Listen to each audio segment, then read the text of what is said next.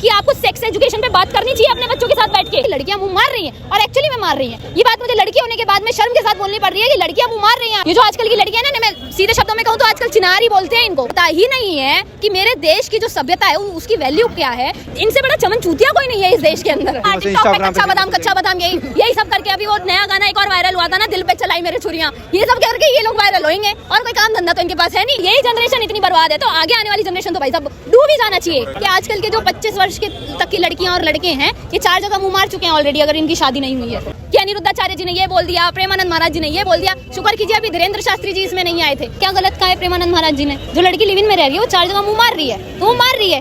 और अगर आप लिव इन में रह भी रहे हो तो आप किस बेसिस पे लिव इन में रह रहे हो? अगर एक लड़का लड़की एक दूसरे से प्यार करते हैं, साथ में रहना चाहते हैं, कहते हैं भाई अगर आप लोग 21 वर्ष की उम्र में प्यार कर बैठे हैं और आप शादी नहीं करना चाहते, 5-6 साल है अभी आपके पास, तो आप रहिए लिव इन में। लेकिन क्या प्रूफ है कि आप 5-6 साल बाद शादी ही करेंगे? जानिए ना, कोई मना ही नहीं है, जानिए, उठिए, बैठिए, मिलिए, एक दूसरे से बाहर कहीं जाइए, लिव इन में भी रहिए, कोई दिक्कत नहीं है मेरे को। लेकिन क्या प्रूफ है आप लिव इन में रहने के बाद में शादी करेंगे? लिव इन के बाद में लड़कियां या तो कुकर में, फ्रिज में या फिर सूटकेस में मिलती है सर, शादी के मंडप पे तो मिली नहीं है आज। दूसरी चीज आजकल के बच्चे जानते नहीं है कि ये जो शादी के 7 वचन होते हैं उनकी क्या वैल्यू है, ये होती है। माँ बाप ही नहीं बता रहे हैं तो आजकल के 18-19 साल के बच्चों को कहाँ से पता चलेगा? तो फिर तो वो 4 जगह क्या 40 जगह मुँह मारेंगे ही मारेंगे। ये बुजुर्ग से बुजुर्ग महिलाएं आज कमाती हैं, उनकी भी इज्जत है। ये 18 से लेकर 25 वर्ष तक की लड़कियों को क्या शौक चढ़ा है आप टेस्ट ड्राइव पे निकलेंगी? ऊपर से ये बात भी बोली जा रही है कि भैया आप सेक्सुअल रिलेशनशिप बना लो लेकिन प्रोटेक्शन यूज कर लेना। क्या अब वो बात करेंगी महिलाओं के सम्मान की? वो बात करेंगी फेमिनिज्म पे? अरे आप, मेरे को लगता है ये चूतिया लोग ना कुत्तों के लिए आवाज उठाने के लिए बने हैं। कुत्ते भी सोच रहे होंगे यार मैं तो अपना केस जीती है, लेकिन ये लोग पता नहीं क्या कुत्तों की तरह भौंके जा रहे हैं यार। इसमें मोमबत्तियां हैं, पता नहीं कहाँ से आ रही है ये सारी। क्या कहेंगे प्रेमानंद महाराज ने जो महिलाओं के लिए कहा है कि टेक्स्ट ड्राइव वाला मामले को लेकर, आप क्या कहेंगे? अभी क्या राय है? मेरी तो यही राय है। क्या गलत कहा है प्रेमानंद महाराज जी ने? क्या गलत कहा है मुझे ये बताइए। जो लड़की लिव इन में रह रही है वो 4 जगह मुँह मार रही है तो वो मार रही है। लिव इन सबसे पहली चीज तो मेरे देश की प्रथा है ही नहीं, ना मेरे कल्चर में है। वेस्टर्न कल्चर अगर हमारे आजकल की जनरेशन फॉलो कर रही है तो वो तो गलत चीज है। और अगर आप लिव इन में रह भी रहे हो तो आप किस बेसिस पे लिव इन में रह रहे हो? चलो मैं एक पॉइंट पे लिव इन का विरोध नहीं भी करती हूँ। अगर एक लड़का लड़की एक दूसरे से प्यार करते हैं, साथ में रहना चाहते हैं, कहते हैं भाई अगर आप लोग 21 वर्ष की उम्र में प्यार कर बैठे हैं और आप शादी नहीं करना चाहते, 5-6 साल है अभी आपके पास, तो आप रहिए लिव इन में। लेकिन क्या प्रूफ है कि आप 5-6 साल बाद शादी ही करेंगे? नहीं, वो तो कहते हैं कि प्यार करेंगे, पहले एक दूसरे को जानेंगे, उसके बाद में शादी। जानिए ना, कोई मना ही नहीं है, जानिए, उठिए, बैठिए, मिलिए, एक दूसरे से बाहर कहीं जाइए, लिव इन में भी रहिए, कोई दिक्कत नहीं है मेरे को। लेकिन क्या प्रूफ है आप लिव इन में रहने के बाद में शादी करेंगे? मैंने तो आज तक एक लिव इन का ऐसा केस नहीं देखा कि भाई जिसके बाद में शादी हुई हो। लिव इन के बाद में लड़कियां या तो कुकर में, फ्रिज में या फिर सूटकेस में मिलती है सर, शादी के मंडप पे तो मिली नहीं है आज तक। क्या है कि लोगों की शादी हो जा रही है, उसके बाद डिवोर्स हो जा रहा है। सुभाष अतुल का मामला आप देख ही रही हैं। तो वही तो मैं बता रही हूँ सर, डिवोर्स किस लिए हो रहा है? क्योंकि आप लोग जो है, आप पहली चीज अपने धर्म की जो प्रथाएं हैं उन्हें मानते नहीं है। दूसरी चीज आजकल के बच्चे जानते नहीं है कि ये जो शादी के 7 वचन होते हैं उनकी क्या वैल्यू है। उसमें पेरेंट्स की भी गलती है क्योंकि पेरेंट्स नहीं बताते हैं कि भाई हमारा ये धर्म है, ये हमारे रीति रिवाज है, ये समाज है, इसकी ये प्रथा होती है, इसकी ये वैल्यू होती है। माँ बाप ही नहीं बता रहे हैं तो आजकल के 18-19 साल के बच्चों को कहाँ से पता चलेगा? तो फिर तो वो 4 जगह क्या 40 जगह मुँह मारेंगे ही मारेंगे जब उन्हें पता ही नहीं है। तो ये बात केवल 4% या 10% लड़कियों के लिए बोली गई है कि लड़कियां मुंह मार रही हैं और एक्चुअली में मार रही हैं। ये बात मुझे लड़की होने के बाद में शर्म के साथ बोलनी पड़ रही है कि लड़कियां मुंह मार रही हैं आजकल की। लेकिन जो बाकी 90% लड़कियां हैं वो तो सही हैं, आप उन्हें इनके साथ नहीं जोड़ सकते। ये जो आजकल की लड़कियां हैं ना, मैं सीधे शब्दों में कहूँ तो आजकल चिनारी बोलते हैं इनको। लेकिन एक चीज आपने जो कही बहुत अच्छी बात कही, लेकिन क्या है कि लोग ये भी तो कह रहे हैं कि जो आज के यूथ हैं वो कह रहे हैं हम चांद में जाने की बात कर रहे हैं, आप 100 साल पीछे ले जाने की बात कर रहे हैं। तो चांद पे जाने की आप क्या बात कर रहे हैं? चांद पे हम ऑलरेडी चले गए हैं और ऐसे यूथ की वजह से तो बिल्कुल नहीं गए हैं जो जानता ही नहीं है। यहाँ पे जब स्पेसशिप भी उड़ती है ना सर, स्पेसशिप के यहाँ पे जब कुछ भी निकलता है ना, इस सैटेलाइट्स वगैरह कुछ भी निकलती है ना इस देश से, तो भी पहले पूजा होती है। ये 18-19 साल के बच्चों को पता ही है उन पूजा का क्या अर्थ होता है। यहाँ पे बड़े बड़े साइंटिस्ट पूजा करते हैं इस देश में सर। APJ अब्दुल कलाम अपने एक हाथ में गीता रखते थे। इनको पता ही नहीं है कि मेरे देश की जो सभ्यता है उसकी वैल्यू क्या है। ये 18-19 साल के बच्चे बताएंगे कि हम चांद पे जाने की बात कर रहे हैं। ये इनसे बड़ा चमन चूतिया कोई नहीं है इस देश के अंदर।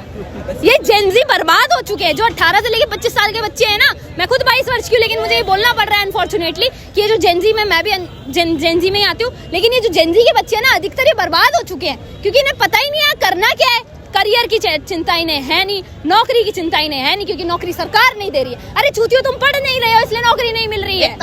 पेपर भी तो लीक हो जा रहा है। क्या पेपर लीक क्या हो रहा है सर? अब ये पेपर लीक की बात अलग है, जो गवर्नमेंट ऑफिशियल चीजें हैं वो गलत है तो गलत है, लेकिन बहन जो तुम पढ़ोगे ही नहीं तो फिर तुम्हें कहाँ से नौकरी मिल जाएगी? वो तो कह रही हैं हम टिकटॉक पे फेमस हो जाएंगे, यूट्यूब पे फेमस, इंस्टाग्राम पे कच्चा बादाम यही सब करके अभी वो नया गाना एक और वायरल हुआ था ना, दिल पे चलाई मेरे छुरियां, ये सब करके ये लोग वायरल होंगे। और कोई काम धंधा तो इनके पास है नहीं, बाप ने अंधा पैसा कमा लिया, उस बाप की अंधी कमाई को अब अपनी जनरेशन पे उड़ाना है। आगे जो आने वाली जनरेशन होगी, वैसे तो इनकी जनरेशन भी नहीं होनी चाहिए, पता नहीं कहाँ जाएंगे बेचारे आगे आने वाली जनरेशन।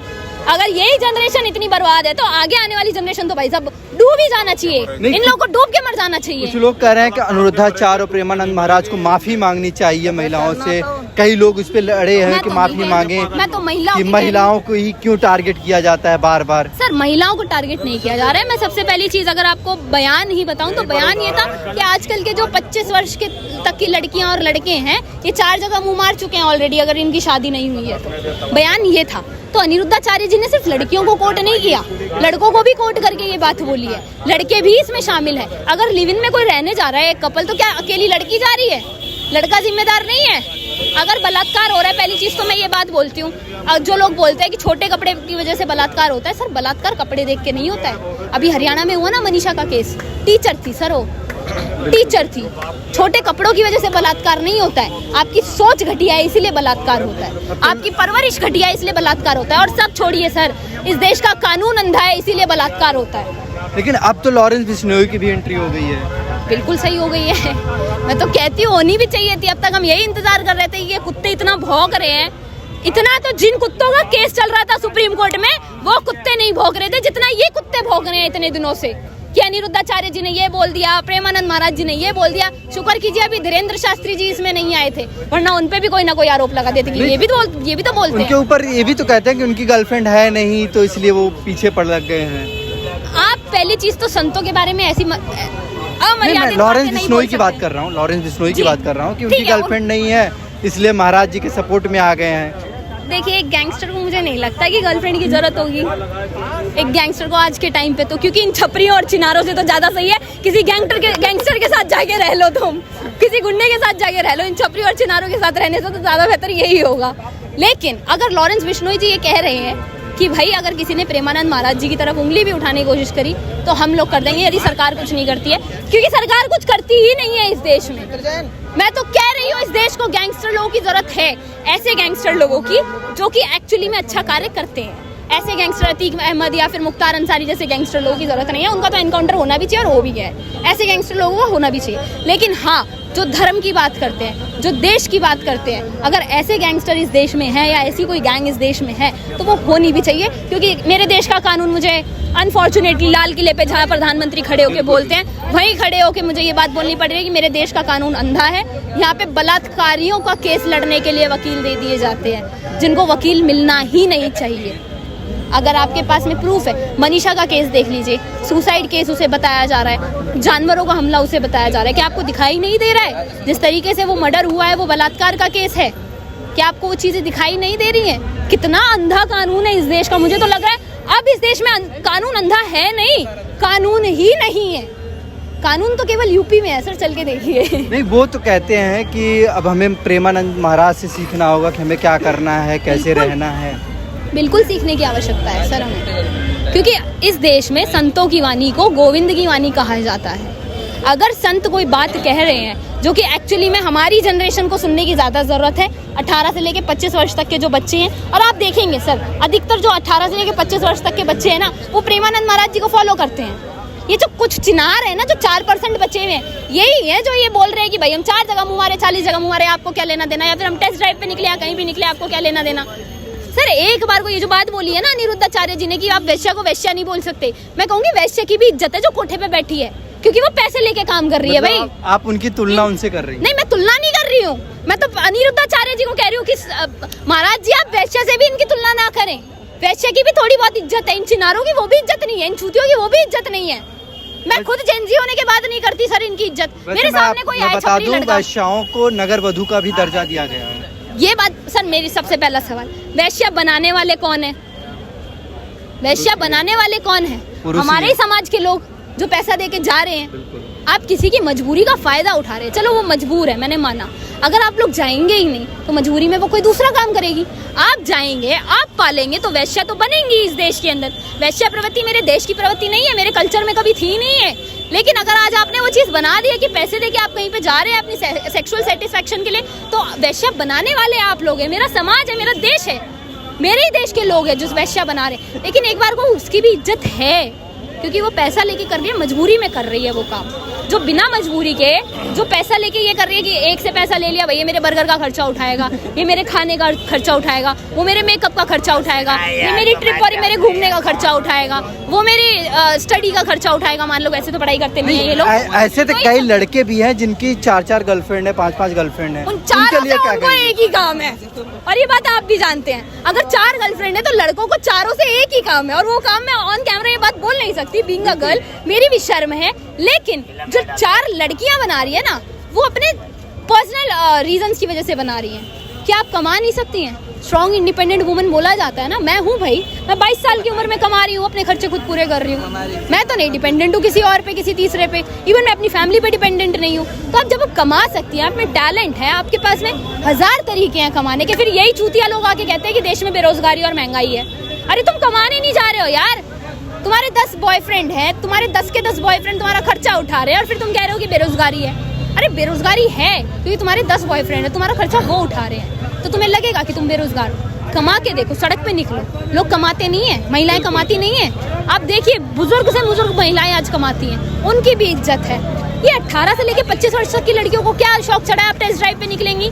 ऊपर से ये बात भी बोली जा रही है कि भैया आप सेक्सुअल रिलेशनशिप बना लो लेकिन प्रोटेक्शन यूज कर लेना।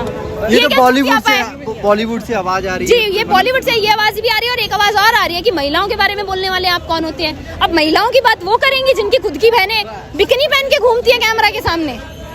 ये बात मैं कहना नहीं चाहती थी, आप एक आर्मी ऑफिसर रह चुकी हैं, लेकिन स्टिल ऐसी 2 कौड़ी की महिलाएं, ये बात मैंने पहले भी कही और मैं आज भी कह रही हूँ, ऐसी 2 कौड़ी की महिलाएं जो बॉलीवुड में नंगा नाच फैला रही हैं, जो 2 बिकनी पहन के आप लोग पूरे बॉलीवुड में घूमती हैं।